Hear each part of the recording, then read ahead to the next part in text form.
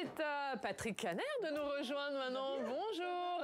Merci beaucoup d'être avec nous, Patrick Kanner. Bonjour. Bienvenue. Merci d'être notre invité politique. Vous êtes évidemment sénateur du Nord, président du groupe socialiste ici au Sénat. On est ensemble pendant 20 minutes pour une interview en partenariat avec la presse quotidienne régionale représentée par Stéphane Vernet qui dirige le bureau parisien de Ouest France.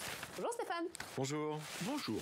Et Patrick Kanner, on va commencer par la crise sanitaire. Jean Castex a tenu une conférence de presse hier. Pas de restrictions, pas de jauge, pas de couvre-feu. Protocole sanitaire renforcé à l'école, fermeture des discothèques. Les mesures sont les bonnes. Pour vous, il aurait fallu aller plus loin. Demi-mesure. Voilà, on sait bien que la période est aujourd'hui une période où on essaie de ne pas perturber l'espoir des Français à passer de bonnes fêtes, et ça je peux le comprendre. Naturellement, on est tous dans la même situation.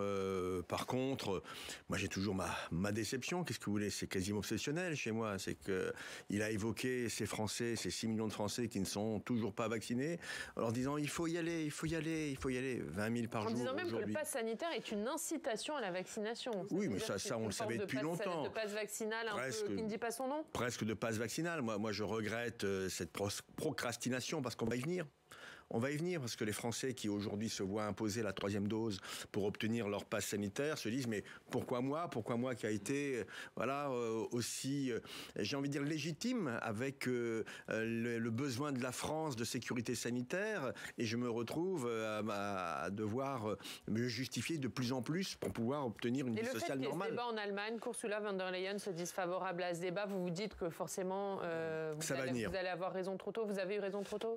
Vous savez, dans ces cas-là, je ne pense pas qu'on ait raison trop tôt. C'est surtout les autres qui ont tort depuis trop longtemps. Monsieur Castex m'a dit non, il n'y aura pas de projet de loi visant à une obligation vaccinale. Aujourd'hui, 6 millions de Français, c'est donc 10%. C'est 1 Français sur 10 éligible à la vaccination qui refuse.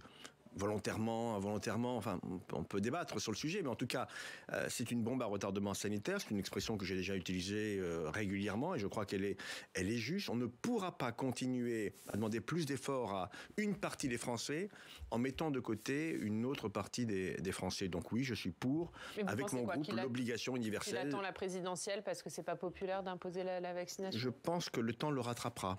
Le temps le rattrapera avant la présidentielle, et que donc chacun sait qu'il y aura un pic en janvier, et que donc c'est à ce moment-là que les décisions devront être prises.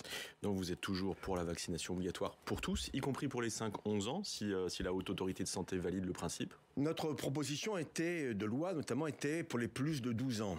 Mais on voit bien que le taux d'incidence chez les jeunes de 5-11 ans frôle les 1000 pour 100 000. Les 1000 pour 100 000. Alors que nous sommes pour les adultes, entre guillemets, nous sommes à 350, 400, un peu plus de 400. Dans mon département du Nord, par exemple, on a passé la barre des plus de 400. Donc, on voit bien que le virus circule plus chez les jeunes qu'ailleurs. Le problème, c'est que chez les jeunes, il y a beaucoup de cas asymptomatiques, bien évidemment, mais qu'ils portent le virus, et qu'ils contaminent les adultes. Donc, notamment, en premier lieu, leurs parents ou les amis de leurs parents quand il y a un dîner amical chez les uns et chez les autres. Donc, sauf que le bénéfice-risque pour les enfants, pour les tout-petits, il n'est pas du tout évident. Vous comprenez qu'il peut y avoir un certain nombre de parents, oui, bien sûr, vent debout contre ce genre de mesures. Est-ce que ça va pas être plus difficile de faire passer le principe de la vaccination pour les enfants que pour les adultes? J'ai bien entendu le Premier ministre hier dire 300 000 enfants sont prioritaires parce qu'ils portent des comorbidités, et on permet aux parents qui le souhaitent de pouvoir ça, c'est le début. C'est le premier mouvement. Écoutez, nous verrons bien si ce premier mouvement suffit à gérer la pandémie. En tout cas, à ce stade, à titre personnel, je ne suis pas favorable à l'obligation vaccinale pour les 5-11 ans. Donc l'ouverture, oui, mais pas l'obligation. Voilà, permettre aux parents finalement de choisir. Parce que je pense qu'on touche au plus fort du tréfonds des parents. Prenons un peu de recul, mais une ouverture a été faite, je m'en félicite néanmoins. Justement, sur cette question, vous parliez de cette possible fracture à venir entre vaccinés et non vaccinés. L'Allemagne a choisi de faire peser ses restrictions, en tout cas des restrictions beaucoup plus fortes sur les non-vaccinés. Est-ce qu'il faut en faire de même en France? Je crois que la stigmatisation des non-vaccinés n'amènerait pas plus de volontarisme de leur part. Donc je ne suis pas favorable. Je suis pour une loi simple, claire, identifiable, égalitaire pour tous. Et donc l'obligation vaccinale me paraît être beaucoup plus efficace potentiellement potentiellement que les mesures de stigmatisation de fait qui ont été prises par nos partenaires allemands.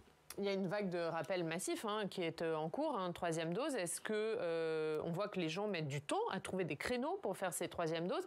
Est-ce que vous êtes inquiet sur la faisabilité de cette troisième dose pour tout le monde d'ici mi-janvier, puisque c'est l'échéance du gouvernement? Est-ce que les collectivités sont suffisamment aidées, suffisamment préparées pour effectuer cette dose de rappel? Les collectivités vont devoir se mobiliser à fond. Moi, j'en discutais avec des responsables lillois de ma bonne ville de Lille.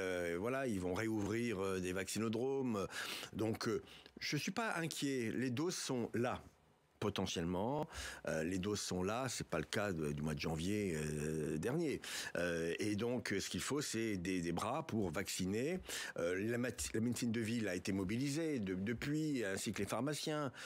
Donc, moi, j'ai espoir que mi-janvier, fin janvier, toutes celles et tous ceux, les 19 millions de Français qui ont besoin de cette troisième dose pour garder leur passe sanitaire, parce que c'est bien de cela dont il s'agit, pourront être vaccinés. On a quand même un petit souci d'approvisionnement sur le Pfizer. En fait, on a beaucoup de Moderna en stock, beaucoup moins de Pfizer disponibles. Est-ce que vous n'avez pas peur qu'il y ait une partie des gens qui ont eu 2 injections Pfizer, qui disent moi je veux bien en avoir une troisième, mais de la même, je veux pas changer en cours de... Ce serait bien légitime, mais moi je ne suis pas scientifique et on me dit que le Moderna peut être tout à fait utilisé en troisième dose. Mais ça c'est ce qu'on vous dit. Est-ce que vous pensez que les gens auront confiance? Moi, j'ai été vacciné 2 fois Pfizer. Je préférerais être vacciné 3e fois Pfizer. Voilà, le citoyen canaire vous dit cela. Après, si on me dit, mais le Moderna a la même efficacité, écoutez, raisonnablement, j'essaye de faire confiance à celles et ceux qui savent. On va parler de l'actualité du Parlement, Patrick Kanner, oui. Et on a appris hier soir tard que finalement le gouvernement allait inscrire au Sénat en janvier le texte qui prolonge le délai légal de l'IVG de 12 à 14 semaines. C'est un texte qui a été voté il y a quelques jours par l'Assemblée, qui a été rejeté par le Sénat il y a quelques temps et qu'aucun groupe parlementaire ne voulait inscrire dans sa niche parlementaire. Le gouvernement a donc fait le choix de l'inscrire. Est-ce que vous vous félicitez de ce choix ? Et comment vous expliquez ce qui est une forme de revirement, finalement, de la part du gouvernement? Déjà, reprenons un petit peu l'historique. C'est en juin 2019, sauf erreur de ma part, que notre collègue socialiste, Laurence Rossignol, avait déposé un amendement sur le texte de Mme Buzyn, sur le texte sur la santé de Mme Buzyn, qui avait été adopté à l'insu du plein gré de la droite, permettez-moi l'expression. On était majoritaire. Très peu dans l'hémicycle. Il y a eu une deuxième lecture demandée par Madame Buzyn, une deuxième délibération, et le texte a été finalement rejeté. Cet amendement a été finalement rejeté. C'était pas très propre d'ailleurs sur le plan de l'éthique parlementaire, mais bon, dont acte. Nous reprenons le texte de Madame Gaillot en janvier 2021 Albane dans Gaillot, notre qui est la députée niche. Qui a fait cette proposition de loi à l'Assemblée. Et donc qui avait obtenu, qui n'avait pas pu faire passer son texte parce que la droite y était de fait opposée et globalement l'Assemblée nationale. Nous reprenons ce texte pour qu'il y ait une navette. Ce texte est aussi rejeté à notre niveau. Donc, par la droite, qui va s'apprêter sûrement à faire de la même manière, la même chose donc en janvier prochain. Mais, pour répondre à votre question, je m'en félicite. Parce que moi, je l'avais dit, tant à M. Patria, président du groupe RDPI, qui a refusé d'inscrire ce texte de son collègue Castaner dans sa niche du mois de janvier. Mais je l'avais dit aussi à Marc Fesneau, ministre en charge des relations avec le Parlement, les amis, soyez cohérents, nous serons favorables à ce texte, mais prenez-le en responsabilité ou dans votre niche, ça n'a pas été le cas, ou dans le temps gouvernemental. À l'époque, M. Fesneau, c'était il y a une semaine, M. Fesneau m'a dit non, on n'aura pas le temps de l'inscrire. Finalement, je vois qu'il y a eu un arbitrage. Je m'en félicite. Je ne sais pas à quel niveau a été donné l'arbitrage, mais certains pourront dire que c'est un coup politique, sûrement, en direction de l'électorat de gauche. Mais moi, vous savez, ce qui m'importe... Et aussi peut-être une manière de piéger la droite à quelques semaines de la présidentielle. Oui, peut-être au regard de l'évolution de Mme Pécresse. C'est tombé hier soir à 23h de mémoire. Mme Pécresse, son sondage à 17%, on y reviendra sûrement, était tombé quelques heures plus tôt. Donc pour vous, il y a un coup politique. Bon, en tout cas, coup politique ou pas coup politique, ce qui est important, c'est que peut-être, si tout va bien, les femmes de ce pays pourront obtenir une prolongation du délai pour avoir l'IVG. Je rappelle qu'il y a 2000 femmes en France qui sont obligées de partir en Espagne ou en Grande-Bretagne pour pouvoir obtenir un IVG. Emmanuel Macron lui-même est assez réticent sur cette prolongation. Il n'est pas réticent, il est opposé. il est opposé. Quand même sur son adoption d'ici la fin du quinquennat. Écoutez, il a dit lors d'une rencontre avec le pape qu'il y était opposé manifestement, mais qu'il laisserait faire le Parlement dans sa sagesse. Eh bien, dans sa sagesse, j'espère que le Parlement, au bout du bout, adoptera ce texte qui est progressiste et que nous avons toujours soutenu. Autre proposition du moment, où est-ce que vous en êtes du droit de vote à 16 ans? Vous êtes toujours sur ce créneau? Non seulement on est sur ce créneau, mais on a déposé une proposition de loi qui est portée par notre collègue Martine Filleul, qui sera examinée cette semaine. Donc oui, nous sommes favorables au vote à 16 ans, mais le vote à 16 ans comme étant le fruit d'une évolution, d'une mobilisation de l'éducation nationale sur vraiment une éducation civique qui... C'est le cas aujourd'hui? C'est vraiment le cas? Parce que quand on voit le taux d'abstention, notamment chez les jeunes, à quoi est-ce que ça servirait d'abaisser le vote à 16 ans? Si je vais totalement dans votre sens, on pourrait dire, puisque les jeunes de 18 ans ne votent pas, pourquoi pas le reporter à 21 ans? Non. Je pense que... Pourquoi abaisser à 16? Parce que toutes les études montrent, en tout cas les spécialistes du vote, montrent que plus on habitue les jeunes à voter tôt, plus ils deviennent des citoyens responsables. Mais dans notre proposition de loi, il n'y a pas que le vote à 16 ans. Il y a aussi ce travail à l'école. Le travail à l'école, que vraiment l'instruction civique, l'acculturation à la politique soit une véritable matière enseignée et pas uniquement au travers de quelques heures. Et c'est plus assez fait aujourd'hui pour vous? Ce n'est pas assez fait aujourd'hui. Et de la même manière, dans la proposition de loi de Martine Filleul, il y a la création systématique de conseils de jeunes dans les villes de plus de 5000 habitants. Alors pour l'instant, ça n'est que recommandé. Oui, ça existe, mais là où on a envie de le faire. Voilà. Donc tout ceci montre que pour nous, le vote à 16 ans n'est pas la panacée au regard de l'abstention qui est majeure. Je rappelle qu'il y a eu moins d'un jeune sur 3 qui a voté aux dernières élections locales, alors que pour les plus de 60 ans, on est, je crois, à 60%. Ça montre bien qu'il y a un problème. Une fracture. Un problème culturel, il faut lutter. Nous pensons en conscience que le vote à 16 ans peut être une bonne réponse. Un mot sur le droit de vote des étrangers. Cette fois, on sait qu'Olivier Faure souhaite que ça soit inscrit dans le programme d'Anne Hidalgo. Pour le moment, ce n'est pas le cas. Vous me direz, on ne connaît pas exactement le programme d'Anne Hidalgo.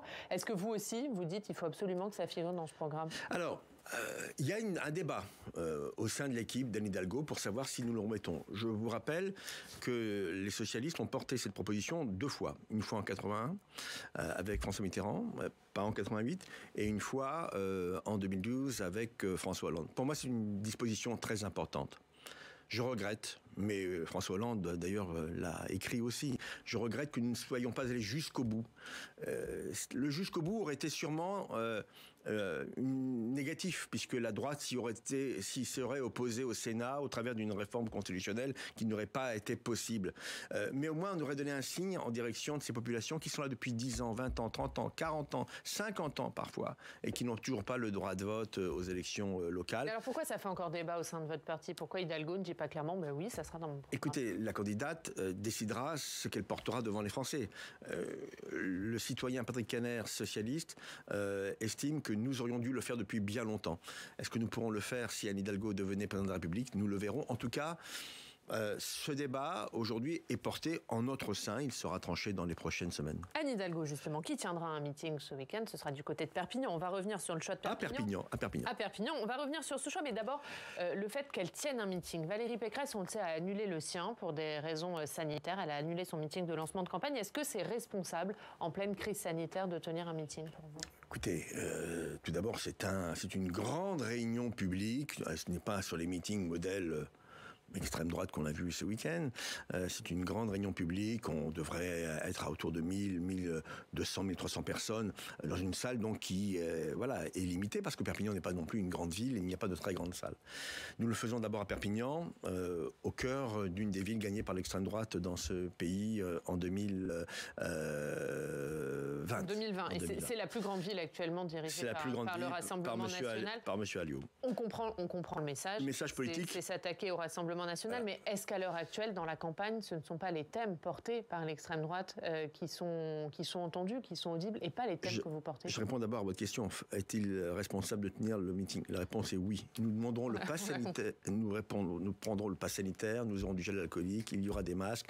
Donc, toute personne qui viendra dans ce meeting sera sécurisée, ce qui n'était pas le cas à Villepinte le week-end. Mais vous comprenez quand même la décision des Républicains et de Valérie Pécresse d'annuler son meeting de lancement de campagne? Je pense que c'est plutôt une décision d'opportunité politique. Le prétexte sanitaire est facile. Pas une raison sanitaire pour vous? Écoutez, je pense que ce meeting avait été imaginé par le patron des Républicains, M. Jacob, avant même l'élection en primaire de Mme Pécresse. Je pense qu'elle veut prendre un peu de temps et je crois que si j'étais elle, je le ferais avec la même détermination. Ce n'est pas donc pour vous, c'est une manière d'imprimer sa marque sur la campagne plutôt qu'une vraie raison sanitaire? En tout cas, raison sanitaire, elle existe. Mais Mme Pécresse a sûrement envie de maîtriser son agenda en tant que tel. En tout cas, ce meeting sera pour nous l'occasion de dire aux habitants de Perpignan, mais aussi à toute la France, quelle est notre conception de la République. Et je puis vous dire sans trahir de secret que le discours d'Anne Hidalgo portera sur un message, sur ce qu'elle estime être la République au sens le plus noble du terme, celle qui n'exclut pas, celle qui ne considère pas l'étranger comme étant un danger potentiel, et avec aussi des réponses sur le plan social, puisque ce qu'on nous dit rarement, c'est que M. Macron s'était engagé à faire baisser l'extrême droite dans ce pays au bout de son quinquennat. La réponse est totalement inverse, ce qui veut dire que la politique, notamment sociale, qui a été menée, a été source de fractures, marquée par notamment la crise des Gilets jaunes, mais source aussi d'incompréhension avec la crise sanitaire, et que cette peur dans l'avenir se traduit malheureusement par des votes en direction de l'extrême droite. Le meeting de dimanche à Perpignan, c'est l'entrée effective ou réelle d'Anne Hidalgo dans la campagne présidentielle, ou c'est une dernière piqûre de rappel, c'est la fin de la pré-campagne? Quand est-ce que les choses ont vraiment commencé? Je reprends votre expression, nous sommes en pré-campagne. Lille a été un moment fort. Il y a le meeting de lancement de la pré-campagne. Là, nous serons sur le meeting, avant les fêtes, très, très concrètement. Il y aura la pause des confiseurs. La trêve des confiseurs pour tout le monde. En fait, la campagne, elle commencera le 10 janvier. Elle commencera, si vous voulez, la campagne. Disait Jean-Luc Mélenchon dimanche. Pour nous, elle commencera en janvier. Nous aurons un grand meeting là, avec des milliers de personnes à la fin du mois de janvier. Nous y reviendrons sûrement sur votre plateau. Il tiendra où, du coup, vous savez déjà? Dans la région parisienne, selon toute vraisemblance. L'objectif étant pour nous d'affirmer cette candidature et de mettre fin à cette petite musique qu'on entend en permanence. Est-ce que Hidalgo ira jusqu'au bout? Est-ce qu'elle pourra tenir dans la durée? La réponse est oui. Mais vous elle est déterminée. Vous qui avez fait l'union dans les Hauts-de-France au régional, Patrick Canet, oui. vous êtes vous-même retiré pour être dans l'union avec toutes les forces de gauche. Est-ce que là, vous dites on peut y arriver sans union? Est-ce qu'il y allait chacun de son côté? C'est pas l'échec assuré? Mais j'ai toujours dit que la gauche en confetti, c'est une gauche mortifère en termes de résultat électoral. Et c'est ce qui va se passer le 10 avril? Mais attendez, nous ne sommes pas encore au 10 avril. Nous ne sommes même pas encore en 2022 et la campagne commencera effectivement en janvier-février 2022. Ce que je crois, c'est qu'aujourd'hui, la première force politique à gauche, ce ne sont pas les amis de M. Mélenchon, ce ne sont pas les amis de M. Jadot. C'est le Parti socialiste, qu'on le veuille ou non. Qu'est-ce qui vous permet de dire ça? Quand on voit les sondages, c'est Jean-Luc Mélenchon qui est encore devant. La force fait l'union, et l'union ne fait pas la force. Je reprends une expression de François Hollande. Notre force, nous allons le démontrer. Certains peuvent dire, mais oui, à un moment donné, vous devrez lâcher le morceau pour M. Jadot. Mais à quel titre? M. Jadot, aujourd'hui, n'a pas ses signatures, sauf erreur de ma part. M. Mélenchon n'a pas ses signatures. M. Montebourg, encore moins. Vous souhaitez qu'il les ait quand même? Écoutez, il y a des règles.